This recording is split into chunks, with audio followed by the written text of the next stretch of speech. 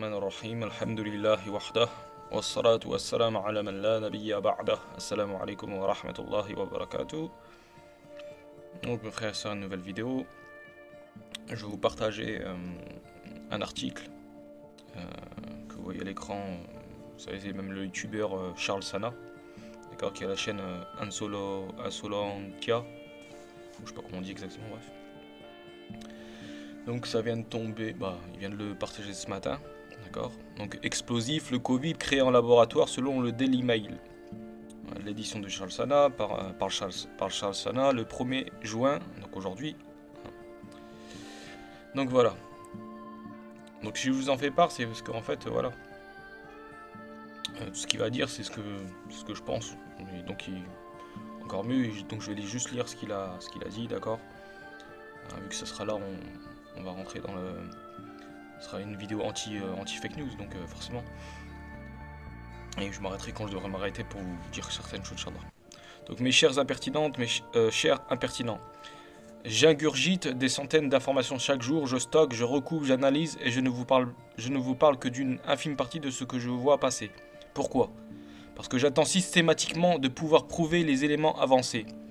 Vous pouvez ne pas être d'accord sur l'analyse, mais les faits, eux, sont toujours prouvés, démontrés. Vous aurez dans cet édito la copie et le lien source vers l'article du Daily Mail. Et puis vous aurez également l'étude scientifique concernée qui affirme que le SARS-CoV-2 a été créé en laboratoire par les Chinois. D'accord. Je dis bien selon cette étude, hein, d'accord. C'est pareil quand il dit qu'il attend et pour prouver vraiment les faits. C'est dans le sens, même si c'est long, il attend pour prouver, justement pour pas se précipiter. Et justement, c'est une bonne chose de pas se précipiter. Parce que des fois, voilà, on pense avoir une information solide, mais en fait, après, elle est démontée.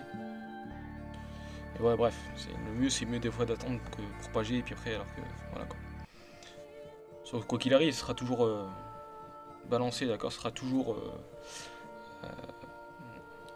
un genre, on va dire, dans le sens, on va dire, s'il y a un complot, parce que hier j'ai regardé une vidéo d'un youtubeur et il parlait d'une étude.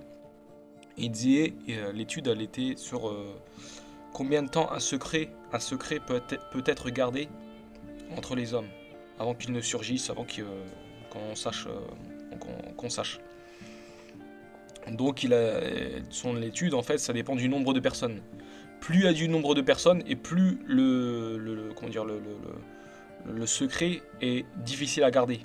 Et genre ça peut durer de par exemple 1 an ou je sais plus quoi ou 2 ans, je sais pas si personne parle ou moins, d'accord. Bref, c'était une bonne étude. Donc voilà, hein, tout quoi qu'il arrive, ça sera surtout là si on dit que c'est une échelle mondiale, il y a un, comment dire, comment dire, je peux pas trouver le mot. S'il y a un plan, on va dire, j'arrive même plus à trouver le mot, c'est pas grave, bref, c'est pas grave. Donc s'il y a quelque chose, voilà, qui est caché, ça sera toujours, au bout d'un moment, ça ressortira toujours. Donc voilà quoi. Donc là, voilà, on a l'étude, savoir que le Covid-19 a été rebaptisé, hein, d'accord. Avant que c'était SARS-CoV-2, hein, d'accord. Il a été rebaptisé par Covid-19, donc bref. Donc cela fait de nombreux mois que de très nombreuses informations circulent sur la fuite du virus SARS-CoV-2, qui serait le fruit d'expérimentations génétiques sur un coronavirus de chauve-souris dans le laboratoire PK de Wuhan. Je vous en ai parlé régulièrement, en particulier à mes abonnés à la lettre stratégie. Bien évidemment, évoquer cela, c'était être complotiste. D'accord ? D'ailleurs, il était interdit d'en parler, puisque les gardiens de ce que l'on peut dire ou pas, à savoir les GAFA comme Facebook par exemple, mais c'est aussi le cas pour YouTube et tous les autres, contrôlent ce que l'on a le droit de dire ou ne pas dire. Vous allez me dire, mais non Charles, nous sommes en démocratie, on peut dire ce que l'on veut. La censure officielle sur l'origine du SARS-CoV-2. Non, on ne peut pas, sinon fake news. Hein, donc voilà, on ne peut pas dire ce qu'on veut. Hein, sous peine d'être banni ou ainsi quand c'est sur YouTube. Ah, banni à force. Hein. Il faut être autorisé à penser. Souvenez-vous de Coluche parlant des milieux autorisés. Le pire, c'est qu'ils ne se cachent même plus et l'idée de vous censurer et de définir ce que vous pouvez évoquer ou pas leur semble parfaitement normale. Hein, là, ça vient de Le Figaro. Hein, le Covid-19 créé en laboratoire. Hein, point d'interrogation. Facebook autorise à nouveau le débat. Vous avez un ministre de la vérité. Vous avez un ministère de la vérité. C'était prévisible. C'était prévisible. À partir du moment où l'on veut définir ce qu'est la vérité, ce qu'est une fake news ou ce qui ne l'est pas, c'est qu'implicitement vous acceptez un ministère de la vérité ou de la censure au choix. Vous voyez également pourquoi je ne parle jamais de la Covid, qui est la dénomination officielle que la narration officielle veut vous imposer, parce que je suis contre cette sémantique. Je m'en contrefiche pour tout vous dire. Ce que je sais, c'est que la sémantique cache le fait que l'on ne veut pas que l'on se pose les bonnes questions, et c'est la raison pour laquelle l'OMS avait demandé le changement du nom SARS-CoV-2 en Covid-19. Il fallait brouiller les pistes. Là encore, les abonnés à la lettre stratégie avaient pu lire le document de l'OMS qui expliquait pourquoi il était nécessaire de changer très rapidement le nom de la maladie. Encore une fois, je tiens à préciser, hein, pour ceux qui... lui, c'est nullement un complotiste, d'accord? C'est quelqu'un qui est dans la finance, d'accord? Donc voilà, c'est nullement un complotiste, là, du tout. Hein. Il suffit de suivre ses vidéos sur sa chaîne YouTube, hein, de Charles Sana, Ansolotia, là, pour se rendre compte de, voilà, que c'est pas un complotiste. Hein. Et qu'on se pose les questions, d'accord, qu'il faut se poser des questions. D'ailleurs, là, encore une fois, c'est une preuve. Hein.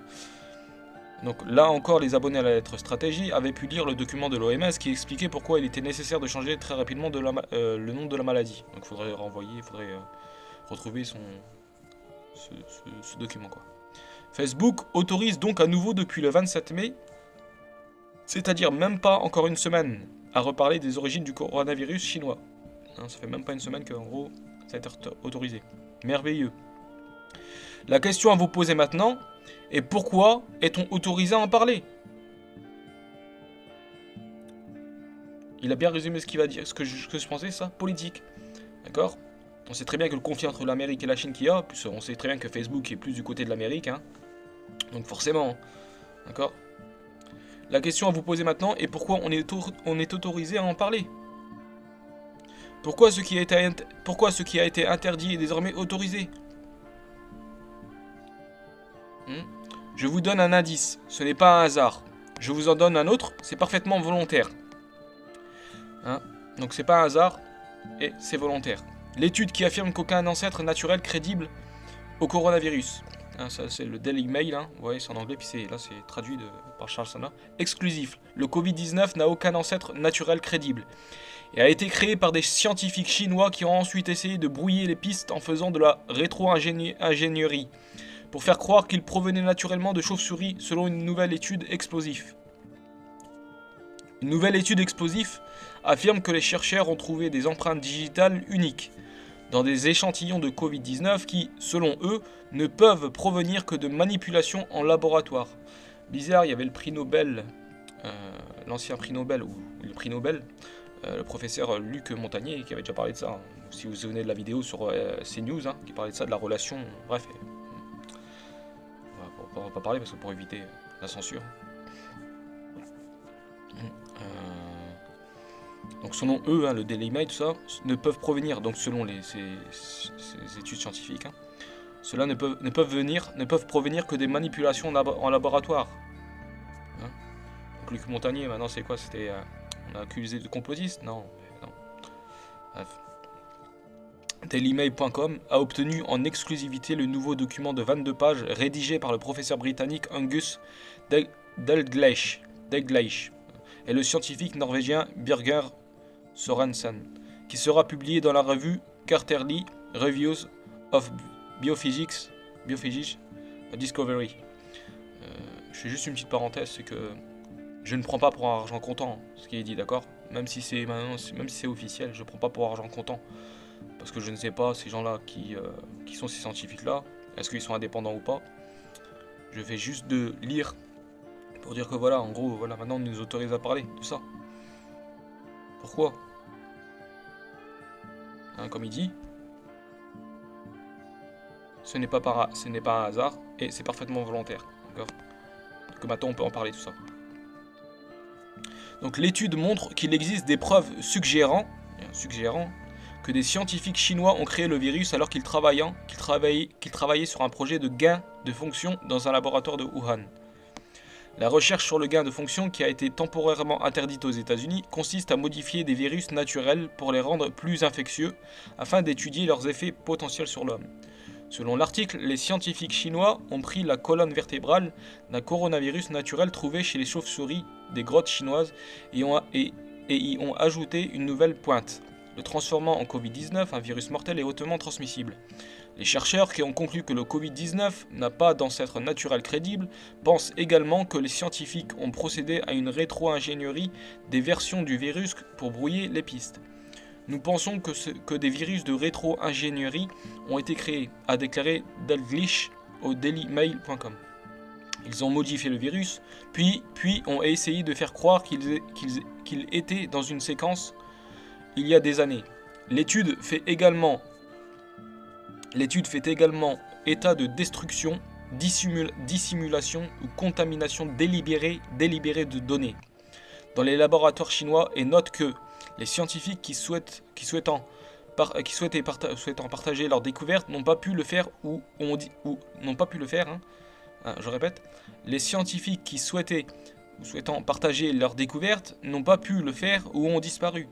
Jusqu'à récemment, la plupart des experts ont fermement nié que les origines du virus étaient autre chose qu'une infection naturelle passant des animaux aux humains. Jusqu'à la preuve du contraire, c'était ça. Ça venait de là, officiellement. D'accord ? En début de semaine, le docteur Anthony Fauci a défendu le financement américain de l'Institut de virologie de Wuhan, affirmant que la subvention de 600 000 $, n'avait pas été approuvée pour la recherche sur le gain de fonction. Bien sûr, maintenant ils se démarquent pour entre guillemets se laver leurs mains en fait. Bref, tout ça un peu hypocrite, mais c'est pas grave. Vous pouvez lire l'article du Daily Mail ici. Je vous mettrai le lien en description, Inch'Allah. Vous pouvez lire l'étude scientifique en question ici. Le lien avec l'économie, simple. Maintenant, il fait le lien vu que c'est un économiste. Comme il a dit, ce n'est pas par hasard qu'on nous laisse parler de ça, et c'est volontaire. D'accord ? Donc là, c'est pourquoi le lien, maintenant, il vous explique c'est quoi ? C'est avec l'économie. Donc le lien avec l'économie, simple. Je vous l'ai déjà évoqué. Si la Chine est coupable de la guerre contre le Covid, qui redeviendra les SARS-CoV-2 sous l'œil hagard des ahuris, des abrutis de service de BFM et le rouleau compresseur de la propagande officielle. Quel sera le montant des réparations de guerre ? Forcément, il faut trouver un coupable. Donc forcément, alors soit c'est vrai, ils vont payer, les Chinois vont payer le prix, soit c'est de la propagande, bref, donc voilà. Wallahu ta'ala alim. Donc le potentiel de crise est évidemment considérable. Ici, c'est l'arrêt pour la bonne cause de la mondialisation déjà bien ralentie sur les flux de personnes, pas encore de marchandises. Les implications économiques, industrielles ou encore financières sont tout simplement colossales. Je vous laisse sur cette citation de Franklin Roosevelt. En politique, rien n'arrive par hasard. Chaque fois qu'un événement survient, on peut être certain qu'il avait été prévu pour se dérouler ainsi. Finalement, non. Je vais plutôt vous laisser sur cette petite blague. Vous savez quelle est la différence entre une théorie du complot et la vérité ? Environ 12 mois. Pour les soins, les traitements et les vaccins, les dossiers sont aussi épais. Il est déjà trop tard, mais tout n'est pas perdu. Préparez-vous, Charles Sana. D'accord ? Donc voilà pour ce petit article que je vous partage. Donc, est-ce que ça vient de là ou pas ? D'accord ? Ça, on va dire voilà. C'est fait maintenant. Mais voilà, c'est de la politique, c'est de la stratégie politique tout ça.